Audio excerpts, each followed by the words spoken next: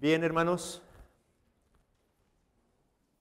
hoy, como decía, continuamos con nuestros estudios acerca de piedad en el hogar y nos encontramos aún en los deberes mutuos que tanto marido como mujer tienen dentro del matrimonio. Lo que hemos estado escudriñando o estudiando hace referencia o alusión a aquellas responsabilidades que tanto el hombre como la mujer tienen dentro de su hogar, tienen dentro de su rol como esposos. En algún momento, particularmente creo yo, después de este estudio, ya comenzaremos a ver o a enfocarnos en los deberes específicos del varón para posteriormente ver los deberes específicos de la mujer dentro de su hogar. Este sería entonces el último de los deberes mutuos que tanto el hombre como la mujer tienen. Y hemos visto ya algunas de esas responsabilidades mutuas que corresponden, por ejemplo, a el hecho de cuidarse uno al otro en el aspecto espiritual. El esposo tiene la responsabilidad de velar por la condición espiritual de su esposa y la esposa tiene la responsabilidad de velar por la condición espiritual de su esposo. Vimos también en algún momento la responsabilidad de cuidar del aspecto físico.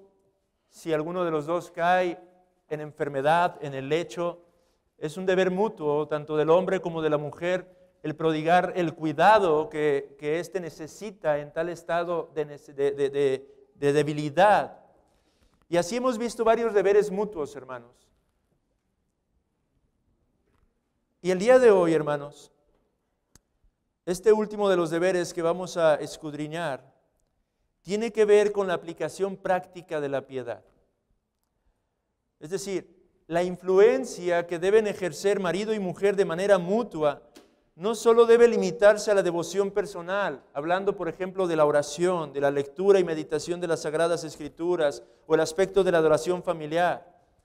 No solamente se limita a este sentido la responsabilidad de influir el uno en el otro, sino que también este deber va un poco más allá, se extiende a lo que podríamos considerar un celo práctico de la devoción a nuestro Dios. Y con esto me refiero, hermanos, el día de hoy, al servicio que como cristianos somos llamados a ofrecer a nuestro Señor.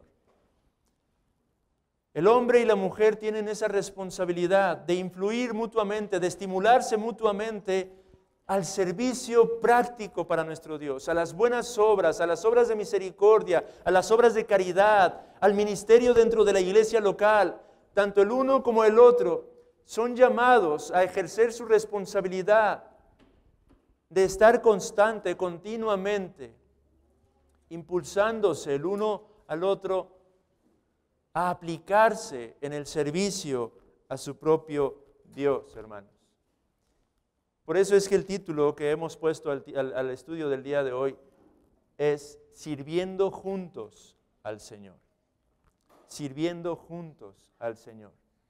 Es una labor conjunta, una labor mutua. Y lo primero que quiero que hagamos es ver el principio, este principio establecido en las Sagradas Escrituras en cuanto a la responsabilidad que todo cristiano tiene de servir a su Señor. Así que veamos un texto en primera instancia que se encuentra en el Evangelio según Mateo, capítulo 5. Mateo, capítulo 5, versículos 14 al 16. Nuestro Señor Jesucristo nos recuerda el llamado que nos ha sido dado a todos los cristianos. Y lo hace con estas palabras en aquel sermón del monte, dirigiéndose a todos sus discípulos. Vosotros sois la sal, la luz del mundo. Una ciudad asentada sobre un monte no se puede esconder, ni se enciende una luz y se pone debajo de un almud, sino sobre el candelero y alumbra a todos los que están en casa. Así alumbre vuestra luz delante de los hombres, para que vean vuestras buenas obras y glorifiquen a vuestro Padre que está en los cielos. Nuestro Señor Jesucristo nos está aquí revelando un principio importante. El cristiano ha sido salvado por gracia, por medio de la fe en la única y suficiente obra de nuestro Señor y Salvador Jesucristo. Pero una vez que esto ha acontecido, el cristiano ahora es llamado a reflejar una vida nueva, un carácter nuevo ante los hombres. Nosotros, por medio de nuestro testimonio, de nuestras vidas, somos llamados a ser luz en medio de un mundo que se encuentra en obscuridad. Desde la caída, desde el Edén, el hombre tiende al egoísmo, al egocentrismo, al orgullo, a la vanagloria, pero cuando Cristo viene y hace una obra en nuestros corazones, eso tiene que ir cambiando paulatinamente, progresivamente, hermanos. Y la forma en la que nos conducimos hacia los de afuera puede impactar o va a impactar poderosamente con respecto a la realidad del evangelio que predicamos y que proclamamos. Hace algunas semanas hablábamos de eso en un sermón por la tarde, hermanos. No solamente somos llamados a predicar, a proclamar las buenas nuevas, sino a reflejar por medio de nuestra vida la realidad de lo que el Señor ha hecho en nuestros propios corazones, la forma en la que Él los ha transformado, la forma en la que Él ha cambiado verdaderamente nuestra alma, hermanos. ¿Y cómo es que reflejamos esto de manera práctica? Nuestro Señor dice: así alumbre vuestra luz delante de los hombres para que vean vuestras buenas obras. Para que el mundo pueda recibir testimonio de su servicio, de su nueva conducta, de su misericordia, de su caridad, de su aplicación en el día a día a estas cuestiones que son sumamente prácticas. Así es como nosotros alumbramos en medio de un mundo lleno de obscuridad. De manera que al hablar de las buenas obras, hermanos, estamos hablando de estas obras vivas, obras que son llevadas a cabo por causa del sincero deseo de mostrar nuestro amor para con nuestro Señor, quien nos ha salvado, en obediencia a su palabra y buscando solamente su gloria. Obras que evidencian el carácter de Cristo y testifican de la vida de Dios en el alma de un hombre, hermanos. Tomaba una cita de Charles Spurgeon que dice de la siguiente manera: cuando se predica con vidas santas, se predica con vida. Y más aún, redarguía mi corazón porque decía: el ministerio más eficaz desde un púlpito es aquel que se apoya en la piedad desde la banca. Esta es la realidad, hermanos, y no solamente para los ministros, sino para todo cristiano. Cuando nosotros testificamos acerca de la obra de salvación que en Cristo toda alma puede llegar a obtener, este testimonio se vuelve eficaz cuando va modelado por nuestra vida de piedad, cuando va modelado por nuestra vida de misericordia para con nuestro prójimo, hermanos, cuando va modelado de una vida de servicio a nuestro Señor, hermanos. Dice también Spurgeon: una vida santa es una gran obra misionera. Son más las moscas que son atrapadas por causa de la miel que por causa del vinagre, dice Spurgeon. ¿Qué quería decir con esto, Spurgeon? Que no solamente se trata de ser celosos de buenas obras, sino de hacerlas por medio de un carácter piadoso, por medio de una verdadera manifestación práctica de nuestra misericordia hacia con el prójimo, hermanos. No estamos hablando de mero activismo en este caso, estamos hablando de la realidad de las obras vivas que Dios por medio de sus escogidos lleva a cabo en este mundo caído, hermanos. Esas son las verdaderas buenas obras, aquellas que realmente se hacen por amor al Señor y buscando su gloria por sobre todas las cosas. Por eso es tan importante que lo hagamos con un carácter conforme al de nuestro Señor Jesucristo. Lo decía Santiago de una manera también muy práctica. En Santiago 2, versículos 14 al 17, vayamos a este otro texto.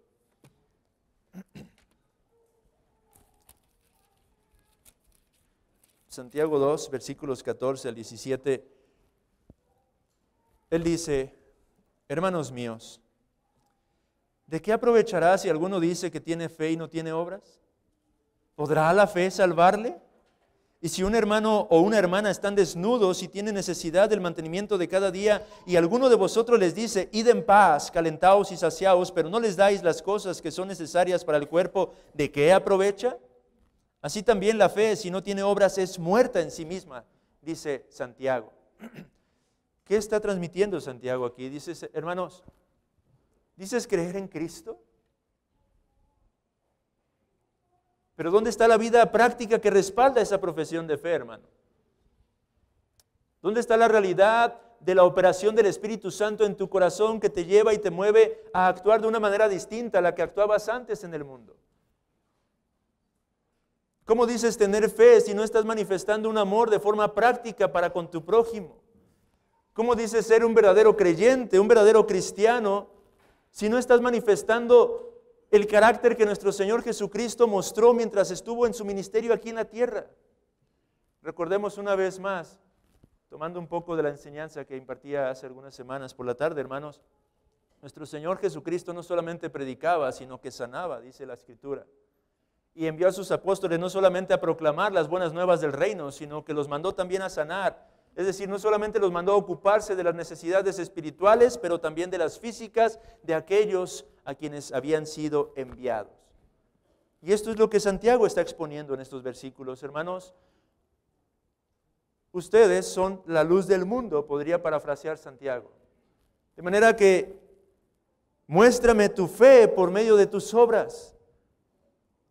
E insisto el punto, no obras muertas, no obras vanas, no un mero activismo. Un activismo o unas obras movidas o incentivadas por el orgullo, el egoísmo, la jactancia, la arrogancia. No, las obras que son producidas, originadas por el Espíritu del Señor en el corazón de los hombres, que buscan la gloria de Dios, que buscan el avance del reino, que buscan dar a conocer a aquel que nos llamó de las tinieblas a su gloriosa y preciosa luz admirable, hermanos.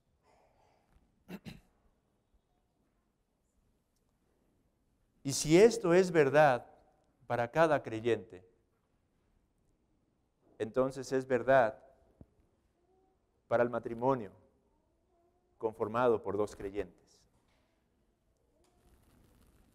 En Hebreos, vayamos a Hebreos, un texto más, capítulo 10, versículos 23 al 24. El autor de los Hebreos está haciendo esta exhortación a los creyentes. Mantengamos firme sin fluctuar la profesión de nuestra esperanza, porque fiel es el que prometió. Y considerémonos unos a otros para estimularnos ¿al qué? Al amor y a las buenas obras. Observe lo que está haciendo el autor de la carta a los Hebreos. Él está haciendo esta exhortación de forma práctica a todo creyente, diciendo, recuerda la esperanza que ahora posees en tu corazón. Recuerda que esta vida es algo pasajero. Recuerda que tú y yo nos dirigimos hacia una patria celestial. Recuerda que tú y yo estamos aquí solamente de paso. Recuerda que tú y yo, en virtud de esa esperanza, ahora podemos proclamar estas realidades eternas. Tenemos la seguridad, tenemos la certeza de que un buen día Cristo, quien prometió tomarnos y llevarnos para consigo por todos los siglos, lo cumplirá perfectamente. Y a la luz de ello, entonces, mantén tu mirada puesta en las cosas eternas y considérense unos a otros, estimulándose al amor y a la práctica de las buenas obras. Y esto es una realidad que se cumple dentro del ámbito de la esfera de la iglesia local. Los cristianos somos llamados a estimularnos unos a otros a vivir de una manera que reflejemos el amor de nuestro Creador por medio de las buenas obras. Y si esto es verdad dentro del ámbito de la iglesia local, amados hermanos, esto es verdad también dentro del ámbito del matrimonio, dentro de la esfera del matrimonio. El marido y la mujer son llamados a estimularse mutuamente el uno al otro al amor y a las buenas obras. Y este es el principio que queremos establecer el día de hoy. Ambos deberían estarse estimulando a un mayor celo por el reino de Dios que se refleje en las buenas obras y en su servicio para con el Señor, hermanos. La pregunta es a los esposos el día de hoy. Bueno, podría hacerla toda la iglesia, todos los cristianos a la luz del principio. ¿Nos estamos estimulando al amor y a las buenas obras? ¿Nos estamos animando a poner en práctica este aspecto tan importante de nuestro llamado? Hermano, ¿estás incentivando a tu esposa? Hermana, ¿estás incentivando a tu esposo, estimulando a tu esposo, a tu esposa al amor y a las buenas obras? ¿Al servicio al Señor? ¿Al vivir recordando que no estamos en este mundo sino solamente de paso? Y que todo lo que hacemos aquí tiene un impacto allá en la eternidad. Es el principio establecido entonces en primer lugar, y es el primer punto que quería desarrollar. Pero ahora veamos el principio ilustrado en el ámbito de la esfera matrimonial. Y vamos a verlo por un texto que es hermoso, hermanos. Vayan al segundo libro de los Reyes. En su capítulo 4.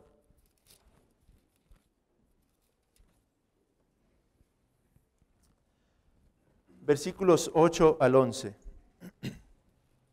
Segundo libro de los Reyes, capítulo 4, versículos 8 al 11. Voy a darle lectura al texto. Dice: aconteció también que un día pasaba Eliseo por Sunem, y había allí una mujer importante, que le invitaba insistentemente a que comiese. Y cuando él pasaba por allí, venía a la casa de ella a comer. Y ella dijo a su marido: he aquí ahora, yo entiendo que este que siempre pasa por nuestra casa es varón santo de Dios. Yo te ruego que hagamos un pequeño aposento de paredes y pongamos allí cama, mesa, silla y candelero, para que cuando él viniere a nosotros se quede en él. Y aconteció que un día vino él por allí y se quedó en aquel aposento y allí durmió. Este texto lo meditamos tomando de un libro que habla acerca de la piedad en el hogar, de un autor llamado Angel James. Y él expresa sobre este texto: cada parte de esta escena, dice él, es sumamente encantadora. Porque lo que tenemos aquí, amados hermanos, es una ilustración de manera práctica de la forma en la que un matrimonio puede manifestar esta clase de misericordia, esta clase de carácter, esta clase de servicio para con su Señor. A través de esta ilustración podemos contemplar un ejemplo de cómo es que el esposo y la esposa deberían de actuar de manera conjunta en servir a su Señor, mostrando misericordia, haciendo buenas obras, avanzando el reino de nuestro Señor Jesucristo. La clase de carácter piadoso que se refleja en esta mujer y en este hombre son dignos de ser imitados por todos y cada uno de los matrimonios que conforman esta iglesia local, hermanos. Por eso es que en su bosquejo quería desmenuzar un poco lo que estamos viendo aquí. Lo que podemos aprender tanto de la mujer como del varón en esta ilustración. El texto se encuentra contextualizado en los días del profeta Eliseo, el hombre que había sustituido en el oficio a Elías.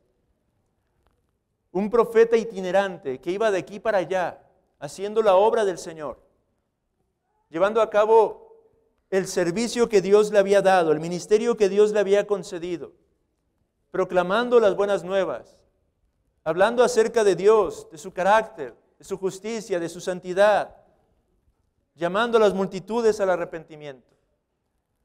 Y se nos dice que pasaba constantemente por este lugar, por Sunem, y allí se encontraba una mujer. El texto lo traduce como una mujer importante. Puede significar muchas cosas esa palabra, es Gedolá en el hebreo. Literalmente se traduciría una mujer grande. Algunos lo traducen como una mujer rica, algunos lo traducen como una mujer verdaderamente grande en cuanto a su piedad. Hay muchas formas de traducir esta palabra. Pero esta mujer, lo cierto es que manifestó y mostró un verdadero carácter piadoso, el de una mujer de Dios juntamente con su esposo.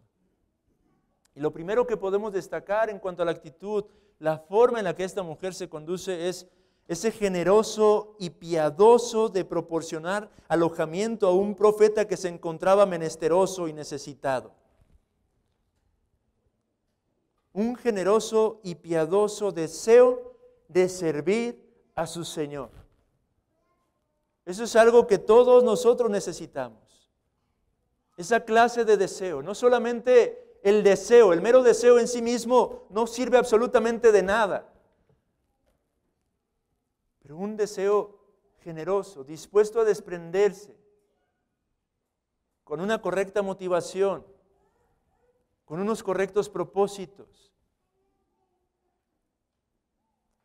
Lo segundo que esta mujer nos muestra es ese inmediato y prudente esfuerzo, no solo por llevar a cabo su propósito, sino, observe aquí, amada hermana, por involucrar a su esposo en este plan de generosidad. Ella se da cuenta de que este es un llamado conjunto. Recordemos los principios que hemos estado estudiando, hermanos. Ahora el hombre y la mujer que han sido unidos en pacto delante de Dios ya no son más dos, sino uno, una misma carne. Y aquí es donde comenzamos a ver cómo es que debería de lucir todo esto en el día a día, de forma práctica dentro del matrimonio. Aquella mujer reconoce y entiende que no solamente es ella la llamada a llevar a cabo estas obras de misericordia, pero ella juntamente con su esposo deberían de estar involucradas en servir a su Señor. Así que atendamos a esto. No solamente ella tiene en su corazón este generoso y piadoso deseo de servir, sino que inmediatamente y con prudencia se esfuerza por involucrar a su propio esposo en este servicio a su Señor. Y en tercer lugar, vemos que lo hace con una actitud discreta y modesta. Pues ella reconoce su propio papel y no actúa sin el permiso de su esposo. Aquí vemos también, hermanos, cómo se empiezan a manifestar todas estas cualidades que hemos estado estudiando y que seguiremos estudiando con respecto al lugar que tienen tanto el hombre como la mujer dentro de la esfera del matrimonio. Ella discierne, ella entiende, ella sabe, recordemos, es una mujer piadosa, hermanos. Bien podríamos decir que ella, aunque no se nos menciona mucho, más que en este capítulo respecto de su carácter, podría estar ilustrando a la mujer de Proverbios. Aquella mujer virtuosa, que entiende su rol, su papel, que sabe y reconoce que ella es ayuda idónea de su esposo y que tiene que dar lugar a que su esposo también crezca.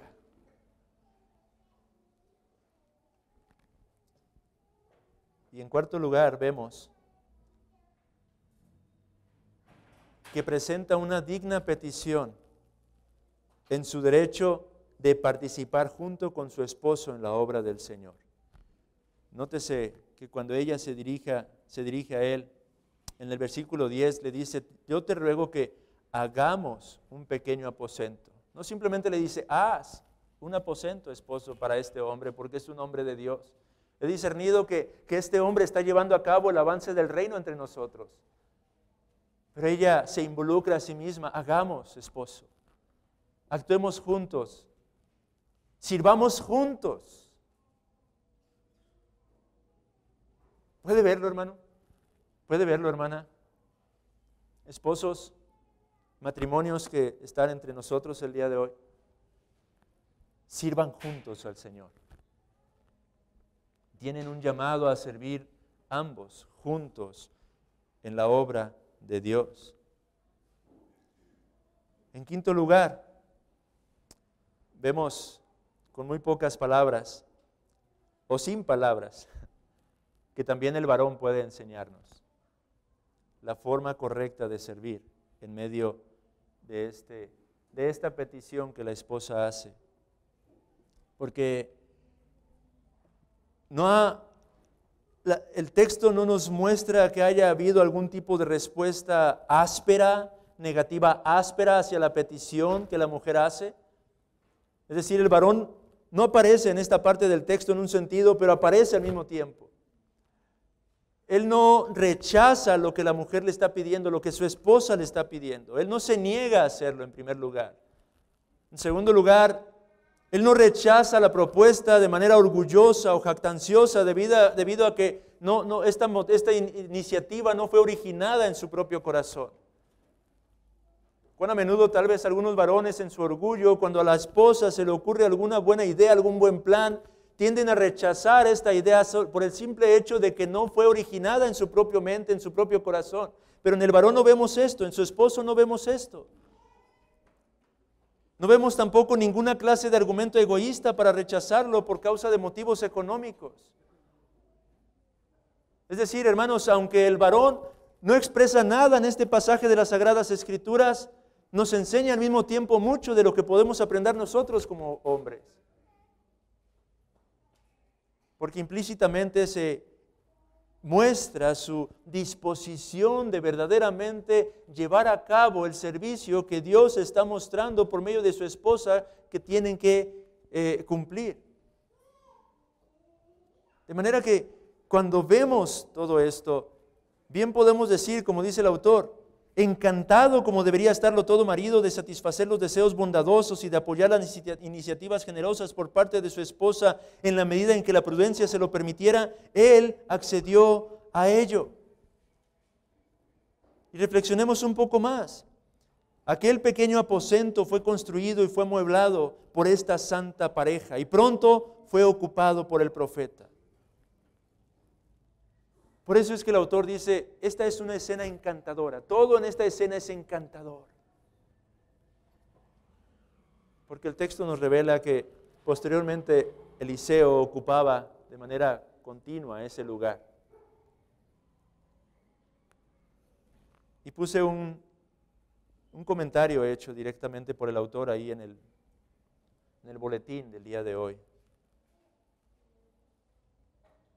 Y déjeme leer estas palabras de forma textual.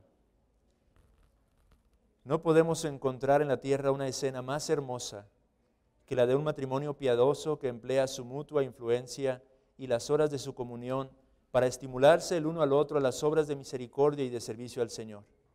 Ni Adán ni Eva en el paraíso, con todo y sus vestiduras puras e inocentes, ocupados en cultivar la vid o en cuidar las rosas de aquel santo jardín, fueron capaces de presentar un espectáculo más interesante que este a los ojos de los ángeles. Fin de la cita. Piense en eso, amado hermano. Aquí vemos entonces este precioso principio ilustrado. Maridos, esposas, somos llamados a ejercer una influencia tanto en el uno como en el otro para ser movidos a una vida práctica de piedad, a una manifestación práctica del amor de Dios que ha sido derramado en nuestros corazones, por el servicio al Señor, por las obras de misericordia, por las obras de caridad. Somos llamados a estimularnos entonces mutuamente y a poner en práctica este principio en conjunto, hermanos. Y estoy de acuerdo con la cita, con las palabras del autor. Lo cierto es que no imagino una escena que pueda impresionar más a los santos ángeles que a un esposo y su esposa en la comunión, en la intimidad de su hogar, dialogando, hablando, poniéndose de acuerdo sobre cómo podemos hacer misericordia en esta circunstancia. ¿Cómo podríamos ayudar en esta necesidad? ¿Cómo podemos servir de una manera más eficaz dentro de nuestra iglesia local? ¿Cómo podemos realmente avanzar el reino juntos? ¿Qué puedo hacer yo, esposa? ¿Qué puedo hacer yo, esposo? Para poder glorificar a Dios y ser luz y sal en medio de este mundo. Esa clase de pláticas, conversaciones piadosas, de las cuales, aunque no lo sepamos, aunque no seamos conscientes de ello, a menudo los ángeles son testigos. ¿Qué escena tan encantadora encontramos aquí, amados hermanos?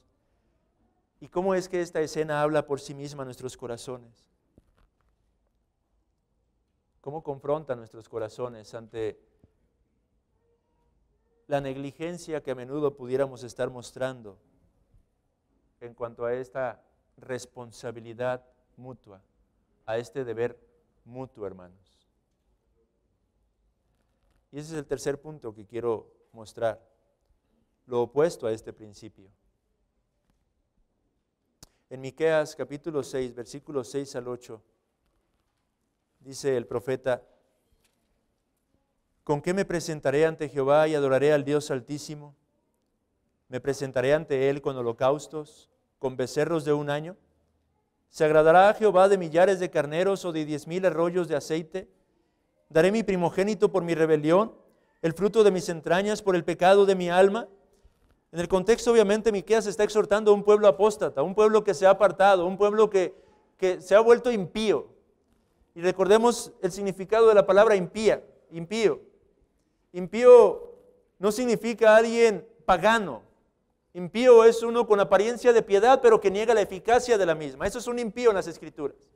Un falso converso, un hombre que puede proclamar a Dios o proclamar a Cristo con sus labios, pero que lo niega con sus actos, con sus hechos, por sus frutos. Eso es un impío. Y Miqueas está exhortando a un pueblo impío, a un pueblo que dice adorar al Señor, a un pueblo que trae ofrenda ante el Señor, a un pueblo que dice estar cumpliendo con las leyes ceremoniales, con los rituales sacramentales, pero que sin embargo en sus día a día manifiesta algo completamente distinto. Por eso es que el versículo 8 termina exhortando: oh hombre, Él te ha declarado lo que es bueno. ¿Y qué pide Jehová de ti? Solamente hacer justicia y amar misericordia y humillarte ante tu Dios. No está diciendo el texto que es por medio de las obras que estos hombres iban a obtener la salvación. El texto está recordándonos lo que Santiago expone al principio cuando leíamos: muéstrame tu fe por tus obras. Si dices que crees en este Dios, muéstralo por medio de las obras, muéstralo por medio de tu misericordia, muéstralo por medio de tu servicio al Señor en sinceridad y buscando su gloria. Eso es lo que está diciendo Miqueas, es lo que está exhortando, de manera que, hablando acerca de aquello que se opone a este principio, en primer lugar, es aquel descuido, aquella indiferencia absoluta, completa, total, con respecto a este llamado que nos ha sido dado. Amados hermanos, matrimonios, ¿estamos descuidando este precioso deber, esta preciosa responsabilidad? ¿Estás procurando ocuparte en el servicio a Dios? Esposo, esposa, ¿estás motivando, estimulando a tu pareja a servir al Señor? Me temo que en ocasiones hacemos lo opuesto. Me temo que en ocasiones cuando el varón está deseando servir al Señor, la mujer se opone. O en ocasiones cuando la mujer desea servir al Señor, el varón es quien se opone.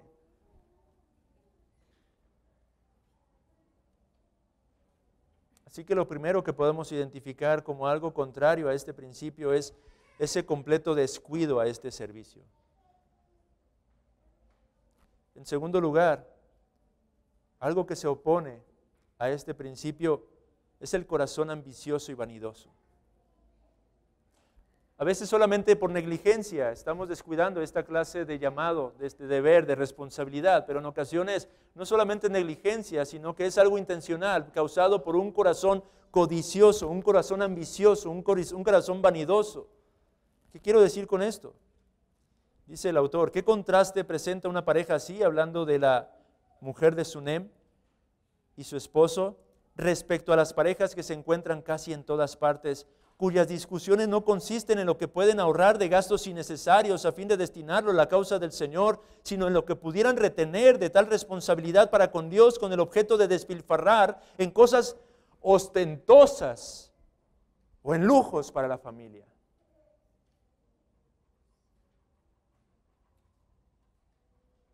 A menudo la falta de misericordia práctica no es solamente por un descuido, sino porque nuestros corazones están tan apegados a las cosas de este mundo, que las discusiones que surgen en el seno del hogar, del matrimonio, tienen más que ver con qué vamos a estrenar este mes, qué podremos comprar para que se vea mucho más bonita la entrada de la casa, qué podemos comprar como para que podamos cambiar estos trastes que ya me enfadaron, porque siempre son los mismos. ¿Por qué no compramos algo más nuevo? A menudo estas son la clase de discusiones que surgen dentro del matrimonio. Cuando lo que debería de estarse discutiendo es, ¿cómo podemos ahorrar un poco más? ¿Qué gastos podríamos evitar? ¿De qué cosas podríamos prescindir? Con tal de que podamos tener un poco más de recurso para el avance del reino. Y no solamente hablamos de cosas materiales, de recurso económico, pero ¿qué hay de nuestro tiempo? ¿En qué cosas podríamos ajustar un poco nuestros horarios como para poder ir juntos como matrimonio y visitar a este hermano, a esta hermana que se encuentra en necesidad? ¿En qué cosas podríamos abstenernos, siendo que somos conscientes de que quizá este hermano está padeciendo o esta hermana está padeciendo? Lo contrario es cuando simplemente estamos pensando, ¿qué haremos el día de hoy? ¿Qué haremos esta semana? ¿Qué haremos este fin de semana para pasárnosla bien? Eso es lícito, hermanos. Es correcto. Esposos, busquen tiempo para llevar a sus esposas y pasar tiempo con ellas, a solas, en comunión. Pero no olvidemos y descuidemos este deber. No caigamos en el error y en el extremo de simplemente estar pensando en nosotros mismos y no en nuestro prójimo.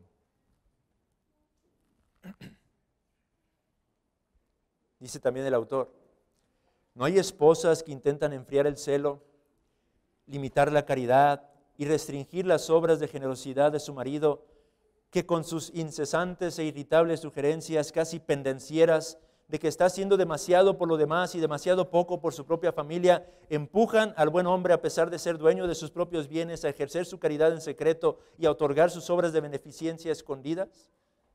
¿Y cuál es a menudo el objeto de tales mujeres? Nada más que el orgullo de la ambición o la locura de la vanidad.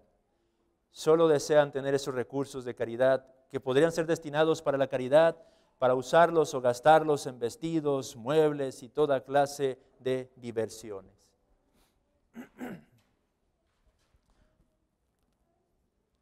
¿Habrá alguna hermana entre nosotros cuyo corazón se incline constantemente a esta clase de vanidades? O esto también se puede decir del varón, que a menudo la esposa desea realmente, sinceramente, generosamente servir al Señor y es su esposo quien la refrena.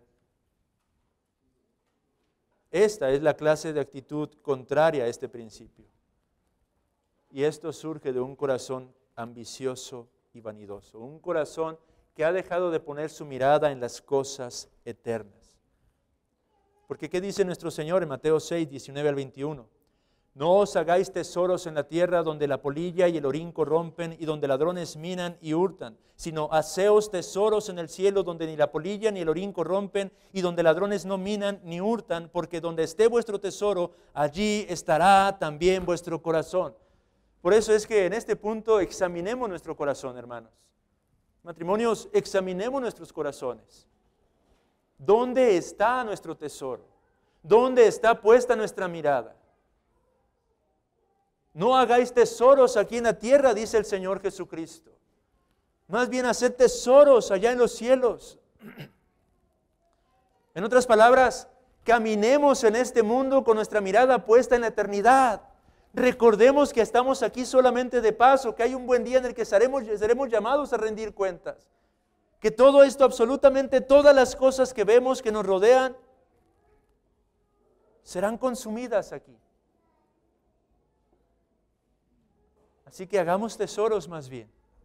Acumulemos riquezas allá en la gloria, hermanos. Porque lo cierto es que, aunque no lo mereceríamos en un sentido, aún Cristo ha prometido por su palabra recompensar aún un vaso de agua dado por causa de su gloria en este mundo. Pensemos en la eternidad, hermanos. No estamos diciendo que descuidemos de manera pecaminosa las necesidades en este lado de la eternidad, pero estamos diciendo que pongamos en orden, en el correcto orden, nuestros afectos, nuestros deseos y nuestros afanes. Que seamos hallados pensando por sobre todas las cosas en la eternidad.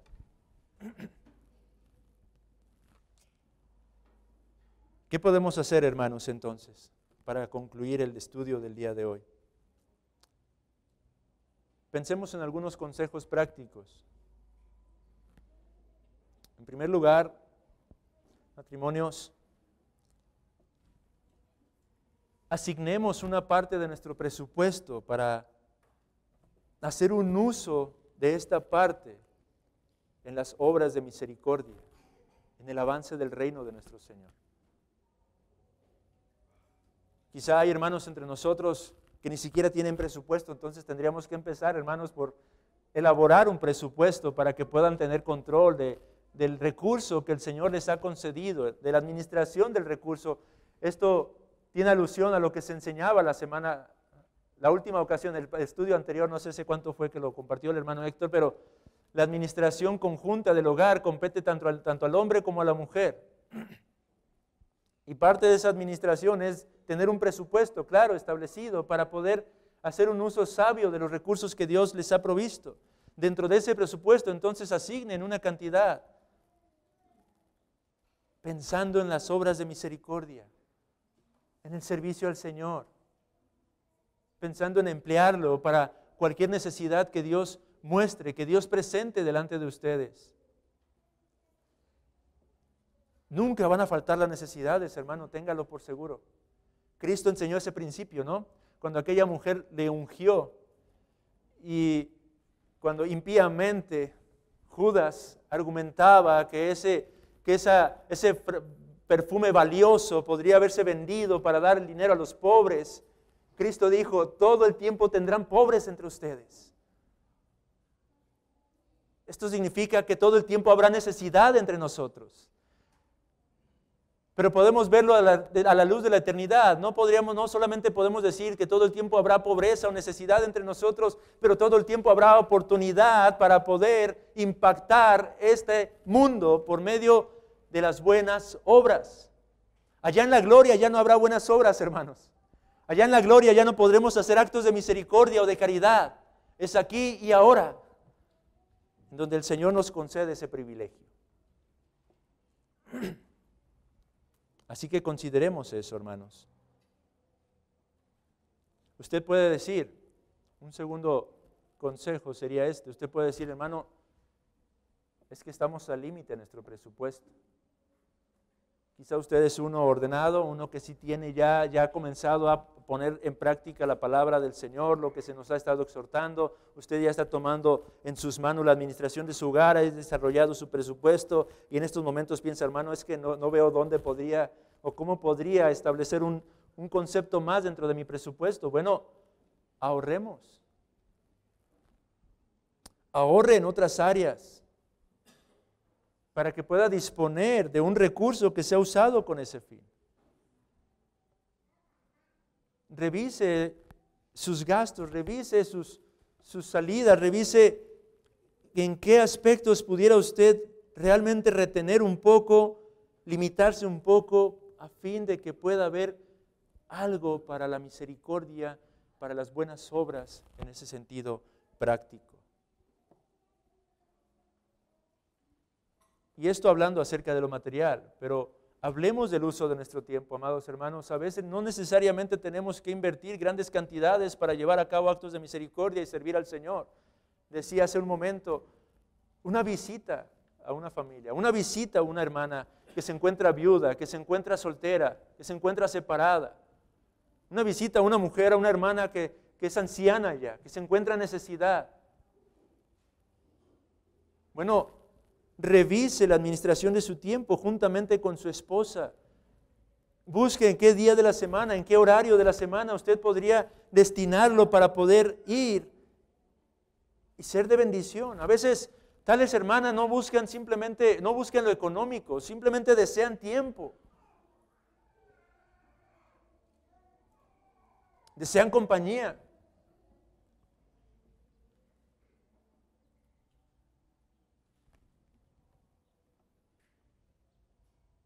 Y es ahí donde los matrimonios debemos aprender a trabajar juntos, servir juntos al Señor.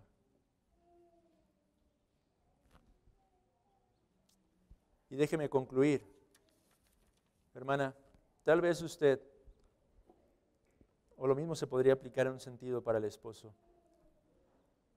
Tal vez usted está casada con un Nabal. ¿Quién es Nabal? ¿Lo recuerdan? Aquel hombre con quien estaba casado Abigail, si no mal recuerdo, una de las mujeres que llegaría a ser esposa de David. Nabal, un necio, su nombre significa eso en el hebreo, necio, un canalla, como lo llama el autor de este comentario. Un hombre cuya naturaleza codiciosa, mezquina y egoísta no se somete a las demandas del Señor para con todo hombre. Porque dicho sea de paso, amigo que estás entre nosotros, tal vez tú puedas decir, bueno, todo eso va enfocado a los hombres, a los cristianos. No es para mí, no. En un sentido, todos somos llamados a practicar la misericordia, aunque debes entender que esa práctica de tu misericordia no te va a dar ninguna clase de favor delante del Señor. No te va a dar mérito alguno como para poder gozar de su presencia y de su comunión eterna. La única forma de que puedas estar a cuentas con Él es por medio del arrepentimiento y la fe en Cristo y en su obra. Las únicas buenas obras que verdaderamente valen delante de Dios para nuestra salvación son las obras perfectas de Cristo nuestro Señor, quien se dio a sí mismo en la cruz para la salvación y la redención de nuestros pecados, y solo por medio de Él tú podrás reconciliarte por toda la eternidad y gozar de vida eterna. Pero quizá, hermana, tú estás con un hombre con una naturaleza como la de Nabal y podrías decir, ¿cómo entonces yo podría llevar a cabo estos actos? ¿Cómo podría servir a mi Señor? Bueno, el autor decía, aquí me veo tentado fuertemente a aplicar el principio de que lo tuyo es mío y lo mío es tuyo. Y con toda libertad podrías hacer un uso de ese recurso. Dice, pero voy a evitar caer en eso, aunque bien estoy inclinado a aconsejar de esta manera a las mujeres.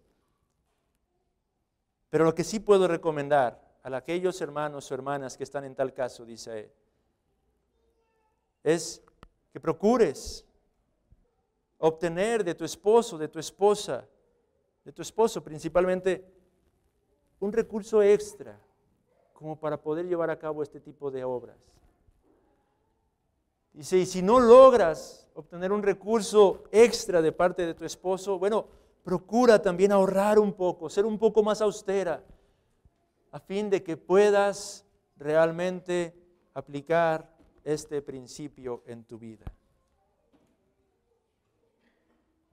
Que el Señor conceda sabiduría, hermanos, a todos y a cada uno de nosotros, a fin de que podamos crecer en nuestro entendimiento respecto de cómo somos llamados a servir. Matrimonios de esta iglesia local, hermanos, hermanas, sirvamos juntos a nuestro Señor y seamos luz de este mundo por medio de nuestro servicio. Y que de esta manera nuestras familias puedan reflejar más y más la belleza del Evangelio y que esta iglesia también a su vez pueda manifestar tal gloria hacia los de afuera y aún los unos para con los otros, hermanos.